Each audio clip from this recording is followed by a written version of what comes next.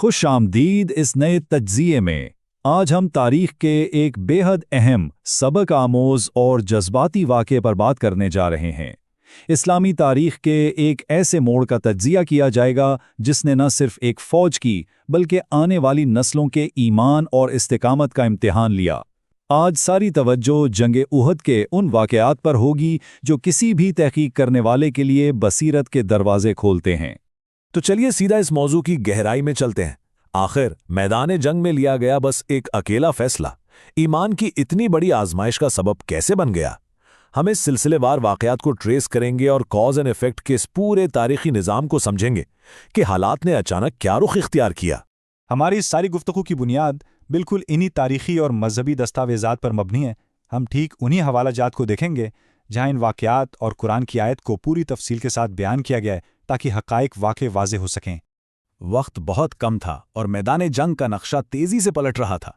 जब खालिद बिन वलीद ने देखा कि तीरंदाजों की पहाड़ी जबल ऐनैन तकरीबन खाली हो चुकी है तो उन्होंने एक लम्हा भी ज़ाया नहीं किया और फौरन पीछे से एक इंतहाई शदीद और तबाहकुन जवाबी हमला कर दिया। ये वो लम्हा था जब बाजी पूरी तरह पलटना शुरू हुई।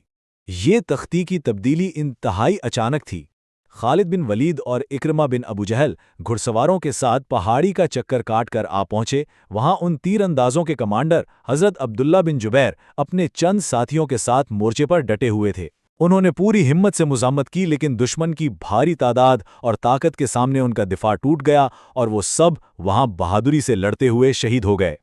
यहाँ पर माखज़ में एक बहुत अहम वजाहत मिलती है।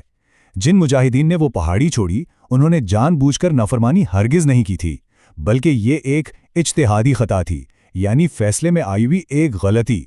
उन्हें लगा कि कुफार पर फतह मिल चुकी है और अब इस मोर्चे पर रुकने की कोई ज़रूरत नहीं बची।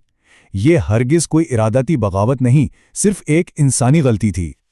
अब यहाँ जो सबसे दिलचस्प बात सामने आती है वो ये है कि कुरान ने इस इंसानी गलती, माल गनीमत की ख्वाहिश और आखिर में मिलने वाली माफ़ी को किस तरह मुखातिब किया।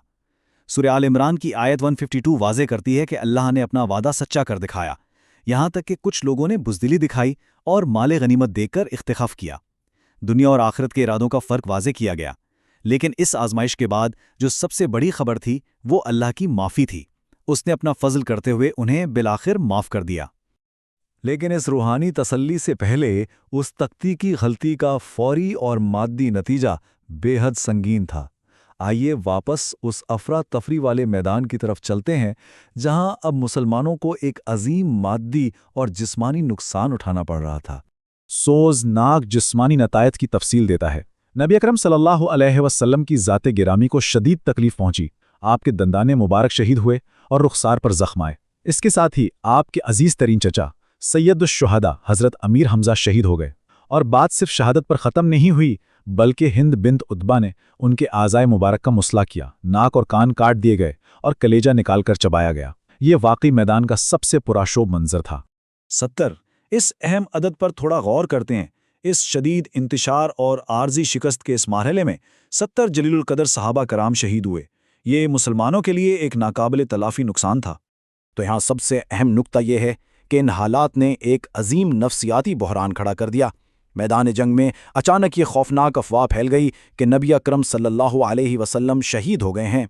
इस खबर ने सफ़ों में ऐसी बेचैनी पैदा की जिस पर यह सवाल उठा, क्या ईमान वाले अब डर कर उल्टे पांव पलट जाएंगे?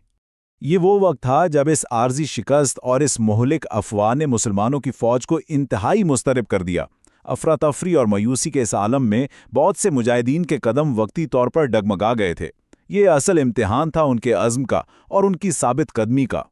और ऐसे मुश्किल तरीन वक्त में आसमान से ये रहनुमाई नाजिल हुई।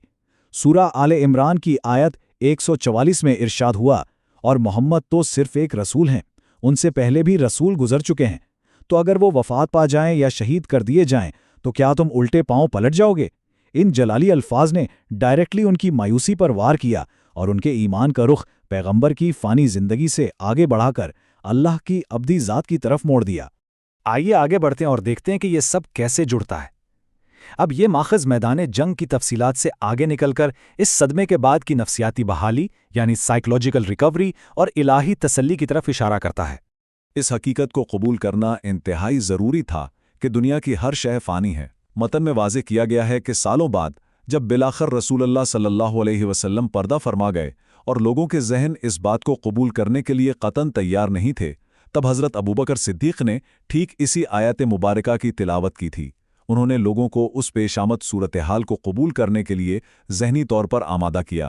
مومنین کے اس غم کو دور کرنے کے لیے اللہ تعالیٰ نے انتہائی غیبی تسلی دی۔ سورہ آل عمران کی آیت 139 سنیے، اور نہ کمزوری دکھاؤ اور نہ غمگین ہو، اور اگر تم در حقیقت مومن ہو تو انجام کار تم ہی سربلند رہو گے۔ دکھ اور درد کے اس غمخور ماحول میں ان الفاظ نے امید اور سربلندی کی ایسی کرن جگائی جس کی اس وقت سب سے زیادہ ضرورت تھی۔ ماخذ میں آگے یہ تھیولوجیکل پرسپیکٹو بیان ہوا ہے کہ فتح اور شکست تو بس دنوں کے پھیر کا حصہ ہے۔ اگر مسلمانوں کو احد میں تکلیف پہنچی تھی تو اس سے پہلے بدر کے میدان میں دشمن کو بھی ایسی ہی تکلیف پہنچ چکی تھی۔ ہم لوگوں کے درمیان ایام کو گردش دیتے رہتے ہیں۔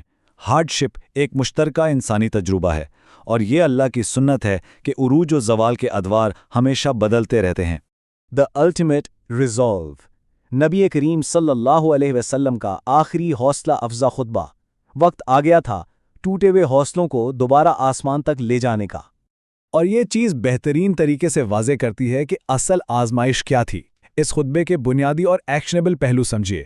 آپ نے فرمایا کہ اللہ کی کتاب میں موجود احکامات پر سختی سے عمل کیا جائے اور محرمات سے بچا جائے۔ آج جس نے اپنے نفس کو صبر، یقین اور پوری خوشی سے حق اور باطل کے اس مارکے پر آمادہ کر لیا، بس وہی سرخرو ہو گیا۔ سب سے اہم سبق یہ تھا کہ سچی جد و جہد میں نتیجے کی پرواہ کیے بنا حق کے لیے بغیر کسی خوف کے ڈٹ جانا ضروری ہے۔ اور اسی آخری پیغام کے ساتھ آج کا یہ تجزیہ اپنے اختتام کو پہنچتا ہے۔ اس ساری تاریخ اور ان متون کو گہرائی سے دیکھنے کے بعد یہ ایک نہایت اہم سوال سامنے آتا ہے۔ جب شدید تر نقصان سامنے ہو اور حالات بالکل خلاف نظر آ رہے ہوں، تو کیا عزم و یقین اور حق کے راستے پر ثابت قدمی قائم رہے گی، چاہے فوری نتیجہ کچھ بھی نکل رہا ہو؟ امید ہے اس گفتگو نے ان تاریخی حقائق کو آپ کے سامنے واضح کر دیا ہوگا۔ وقت نکالنے کا اور اس جائزے میں شامل ہونے کا بہت شکریہ۔